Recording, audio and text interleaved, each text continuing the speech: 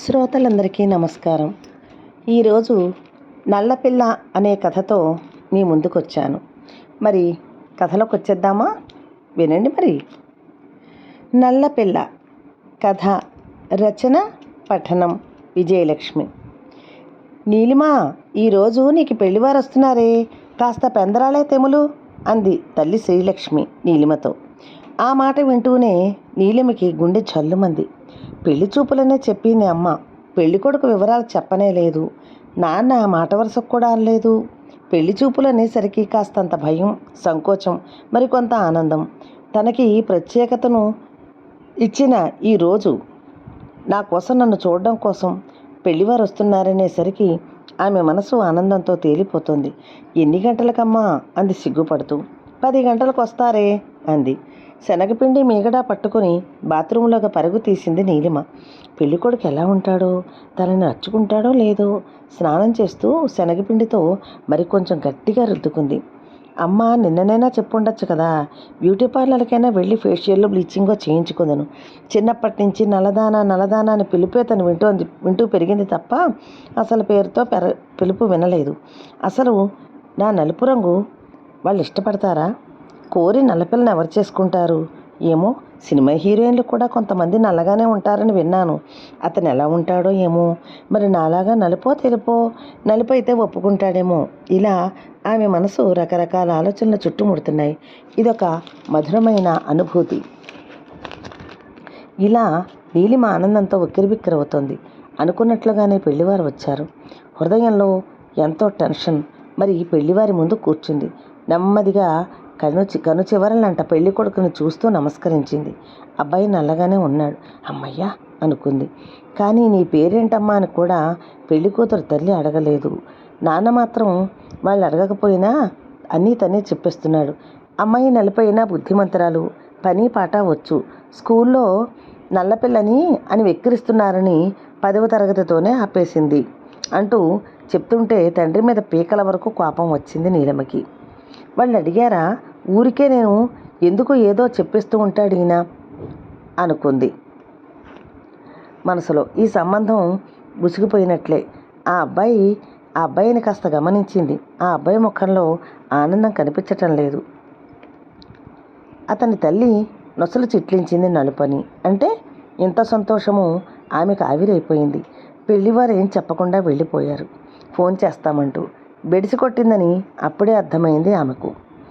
తను ఎవరికి నచ్చుతుంది? తన భ్రమ. కానీ తను అందగత్త కాకపోవచ్చు, కానీ తనకు మనసుంటుంది కదా. నాన్న బయటకే అనేశారు, ఈ సంబంధం అమ్మనట్లే, దీనికోసం ఎన్ని పాటలు పడాలో అని. చెల్లి తమ్ముడు తెల్లగా ఉంటారు. నాన్నకి వాళ్ళంటేనే ఇష్టం. చిన్నప్పటి నుంచి ఎవరికైనా చూపించడానికి కూడా ఇష్టపడేవాడు కాదు నాన్న. వాళ్ళిద్దరినీ మాత్రం పిలిచి మరీ చూపించేవారు. మీ పెద్దమ్మాయి ఏది అని ఎవరైనా అడిగితే లోపల ఉంది అని చెప్పి ఊరుకునేవారు. తను నల్లగా ఉండడం తను చేసిన నేరమా? భగవంతుడు వాళ్ళిద్దరినీ అలా పుట్టించి నన్నెందుకు ఇలా పుట్టించాడో. ఒకసారి మా ఇంటికి మా అమ్మ వాళ్ళ పెద్దమ్మ వచ్చింది. ఆవిడంది, ఇది వరకు కన్నా పిల్ల కొంచెం రంగు విరిగిందే, చిన్నప్పుడు మరీ నల్లగా ఉండేది. అందుకే కదా చిన్నప్పుడు నల్లా అని పిలిచేవారు అందరూ అంది. ఆ మాటకు గుండెల్లో ముళ్ళు గుచ్చుకున్నట్లయింది నీలిమకి. ఏదో పెద్ద అపరాధం చేసినట్లు దాని గురించి ఎందుకంతగా చర్చిస్తారు? అవును, తనకి ఊహ వచ్చిన దగ్గర నుంచి అందరూ వసే నల్లా అని పిలిచేవారు. అలా పిలిస్తే తనకు చాలా చిరాగ్గా ఉండేది. స్కూల్కి వెళితే అక్కడ అలాగే నల్లపిల్ల అని పిలిచేవారు. అసలు పలకాలనిపించేది కాదు, కానీ పలకక తప్పేది కాదు. స్కూల్లో కూడా నాలాగా నల్లగా ఉన్న అమ్మాయిలు 2 ఉండేవారు. వారిని మాత్రం పేరు పెట్టి పిలిచేవారు. నన్నెందుకంత పాయింట్అవుట్ చేస్తున్నారో అర్థమయ్యేది కాదు. మానసిక వేదనతో 10వ తరగతి ఫస్ట్ క్లాసులో పాస్ అయినా ఇక నేను చదవనని చెప్పి మానేసింది. ఇక కాలేజీకి వెళితే మరీ వెక్కిరిస్తారు. నా బ్రతుకు ఆ భగవంతుడు ఇలా రాశాడంతే. అమ్మా నాన్న చిన్నప్పుడు ముగ్గురికి బట్టలు కొన్నప్పుడు ఎవరైనా చూపిస్తే మా పెద్ద పిల్ల నలుపు, ఈ అందుకని లైట్ కలర్ తీశాను అనేది. ఆ మాట అనవలసిన అవసరం ఏముంది? నలుపు అయితే లైట్ కలర్లే అని ఎందుకు అనుకుంటారో. ఆ లైట్ కలర్ వేసుకుంటే మరీ నల్లగా కనిపిస్తారు. తనకి మెరూన్ కలర్ అంటే ఎంతో ఇష్టం. తన పుట్టినరోజుకి మెరూన్ కలర్ బట్టలు తీయమని పేచీ పెడితే అక్కడ బట్టల షాపు వాడు కూడా మీకు లైట్ కలర్ బాగుంటుందమ్మా అన్నాడు. తనకి చాలా కోపం వచ్చింది. ప్రతి వాళ్ళకి రంగు గురించి మాట్లాడమేనా, నాకు ఇవే కావాలి అని పట్టుబట్టి తీసుకుంది. ఆ బట్టలు వేసుకుంటే తాను కాస్త తెల్లగా కనిపించినట్లు కూడా అయ్యింది. చెల్లి తమ్ముడు తనతో బాగానే ఉంటారు, కానీ తనకే గిల్టీగా అనిపిస్తూ ఉంటుంది. తెల్లగా మల్లె పువ్వులా ఉండే వాళ్ళ దగ్గర కూర్చుంటే తనకే ఏదోగా అనిపించి లేచి వెళ్ళిపోతుంది. అదేమక్క అలా వెళ్ళిపోయావు అంటారు చెల్లి తమ్ముడు. మళ్ళీ కొద్ది రోజులకి పెళ్లివారు వస్తున్నారని అమ్మ చెప్పేసరికి ఆ మాట తనలో ఎలాంటి ప్రకంపనలు కలగలేదు. ఎలాగూ తను నచ్చదు. ఆ మాత్రం దానికి ఏదో ఊహించేసుకోవడాలు, తర్వాత బాధపడడం అనవసరం అనుకుంది. యాంత్రికంగానే పెళ్లి చూపులకి వెళ్ళి కూర్చుంది.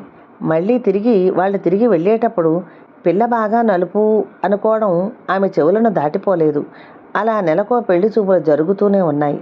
నాన్న అసహనానికి గురవుతూ ఒకరోజు, దీనికి నేను పెళ్లి చేయలేనిపిస్తోంది, చిన్నదానికి డిగ్రీ అయిపోయింది, మరి దానికైనా చేసేయడమే అన్నాడు కొంచెం నిష్ఠూరంగా.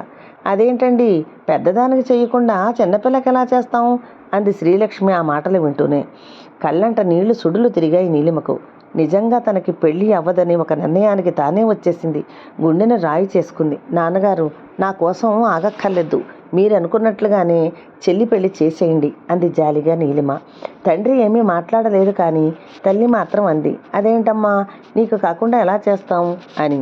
అమ్మా, నాకు ఈ జన్మకి ఆ రాత లేదమ్మా, చెల్లికైనా మంచి సంబంధం చూసి చేసేయండి అంది కనురెప్పల మాటన దుఃఖాన్ని ఆపుకుంటూ. యామండి, పోనీ కట్నం ఎక్కువ ఇస్తామంటే ఎవరైనా చేసుకుంటారేమో అంది శ్రీలక్ష్మి. మన దగ్గర ఇల్లు తప్ప ఎక్కువ ఏముంది చెప్పు అన్నాడు తండ్రి.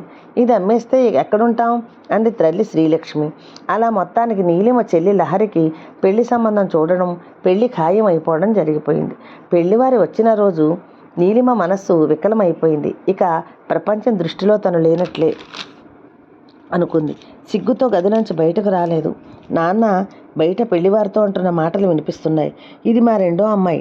పెద్దమ్మాయి కాస్త నలుపు వల్ల సంబంధం కుదరలేదు, అందుకని ముందు చిన్నమ్మాయికి చేసేద్దామని అని చెప్తున్నాడు తండ్రి. పెళ్లి చూపులు అయిపోయాయి. వాళ్ళు అక్కడే పిల్ల నచ్చిందని చెప్పేశారు. ఆమెకు మనసులో అవమానంతో కృంగిపోయింది. పెళ్లివారు తను ఎలా ఉంటారు అని చూడడానికి వచ్చినట్లు లోపలికి వచ్చారు. ఇల్లు చూసే నెపంతో వాళ్ళని చూసి తలదించుకుంది నీలిమ. తాను చెయ్యని తప్పుకి శిక్ష అనుభవిస్తున్నట్లు అనిపించింది ఆమెకు. 2 నెలల్లో చెల్లెలి పెళ్ళి అయిపోయింది. ఆ పెళ్లిలో తను తిరగలేకపోయింది. అక్కడికి లహరి అంది తనతో, అక్క, నీకు అవ్వకుండా నాకు పెళ్ళేమిటి అని. కానీ తానే నచ్చజెప్పింది. లేదమ్మా, నీ అక్కకి ఆ రాత లేదులే, నువ్వైనా సుఖంగా ఉండు అంది. ఆ మాట అంటున్నప్పుడు ఆమె కళ్ళ నిండా నీళ్లు ఉబుకాయి. తను మనోవ్యాధి అనుభవిస్తోంది. భగవంతుడు ఎందుకో ఒక్కొక్కరికి ఒక్కొక్కలా పుట్టిస్తాడు. మనిషి అందానికే ప్రాధాన్యత ఎక్కువ. అయినా తనకంటే హీనంగా ఉన్న కొంతమందిని అలా నల్లా అని పిలవరు. వాళ్ళకి పెళ్ళిళ్ళు కూడా అయ్యాయి, కానీ తనకే ఎందుకు ఎంత అవమానం? చెల్లెలు పెళ్ళయ్యాక ఆమెలో ఒక విధమైన పట్టుదల పెరిగింది. తను మళ్ళీ చదువు సాగించాలి. తనని ఎవ్వరు ఏమన్నా పట్టించుకోకూడదు. ఆమె దుఃఖాన్ని దిగమింగుకుంది.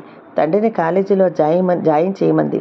ఆమె తండ్రి కాలేజీలో జాయిన్ చేశాడు. శ్రద్ధ పెట్టి చదువుతోంది. ఎవ్వరేమన్నా పట్టించుకోలేదు. రాత్రి పగలు ఒక్కటే కష్టపడుతోంది. ఇంటర్ ఫస్ట్ క్లాసులో పాస్ అయింది. ఆమెకు మనోధైర్యం ఎక్కువైంది. చదువు మాని తను చేసిన తప్పు అర్థమైంది. అలా కష్టపడి చదువుకుని ఉన్నత శిఖరానికి చేరుకుంది. బాహ్య సౌందర్యానికి విలువనిచ్చే జనాన్ని లెక్క చేయడం మానేసింది. ఆమె ఇదివరకులా ఎవరేమన్నా బాధపడటం లేదు. తండ్రి కూడా ఎవరి దగ్గర ఆమె నలుపు గురించి మాట్లాడడం మానేశాడు. అలా ఆమె ఒక సాఫ్ట్వేర్ ఇంజనీర్ అయింది. ఆమె టాలెంట్తో మంచి కంపెనీలో ఉద్యోగం వచ్చింది. చేతి నిండా డబ్బు, కారు అన్నీ వచ్చాయి. ఆమెను నల్లపిల్ల అని పిలిచిన వారందరూ ఇప్పుడు నీలిమా, నీలు అంటూ ఆప్యాయతగా పిలుస్తున్నారు. నెమ్మదిగా ఆమె నిక్నేము కనుమరుగైంది. అలా అక్కడితో ఆగలేదు. ఆమె విజయాలు కొన్నాళ్ళు తర్వాత తానే ఒక బిజినెస్ స్టార్ట్ చేసింది. చాలామందికి ఉపాధి చూపించింది. ఇప్పుడు ఆమె రంగు ఎవరికీ కనిపించడం లేదు. మేడం మేడం అంటూ ఆమెకు 35 ఏళ్ళు వచ్చాయి. తల్లిదండ్రులను బాగా చూసుకుంటుంది. పెళ్లి ప్రస్తావన లేకుండా తను ఒక లక్ష్యంతో దూసుకుపోతోంది. ఒకరోజు రాత్రి అలసిపోయి ఇంటికి వచ్చిన కూతురితో తండ్రి అన్నాడు, నీలిమా, ఎన్నాళ్ళు ఇలా ఒంటరితనం? నీకు పెళ్లి చేద్దామనుకుంటున్నానమ్మా. నా ఫ్రెండు మంచి సంబంధం ఉందని చెప్పాడు. వాళ్ళు నలుపైనా చేసుకుంటారట అన్నాడు. తండ్రి అలా అనేసరికి ఆశ్చర్యంగా చూసిందామె. తనకి పెళ్లి కాదని గట్టిగా నిర్ణయించుకున్నా నాన్న తనకి పెళ్లి చేస్తానంటున్నాడు. నాకెందుకు నాన్న పెళ్ళి అంది నీలిమ. అది కాదమ్మా, నీకు ఇష్టమైతేనే చేసుకుందువు గానిలే, అసలు పెళ్లివారిని రానివ్వమ్మా అంది తల్లి. సరే అంది నీలిమ. మన్నాడే పెళ్లి చూపులు. పెళ్లి చూపులకి అయిష్టంగానే కూర్చుంది నీలిమ. పెళ్లి చూపులయ్యాయి. తనకి పెళ్లి కొడుకును చూడాలని అనుకోలేదు, అందుకే చూడలేదు. వాళ్ళు ఎలాగూ చేసుకోమని అంటారనుకుంది. కానీ వాళ్ళ అమ్మాయి నచ్చిందని వెంటనే ముహూర్తాలు పెట్టించండి అని చెప్పారు. తనని ప్రశ్నలు కూడా వారు ఏమీ అడగలేదు.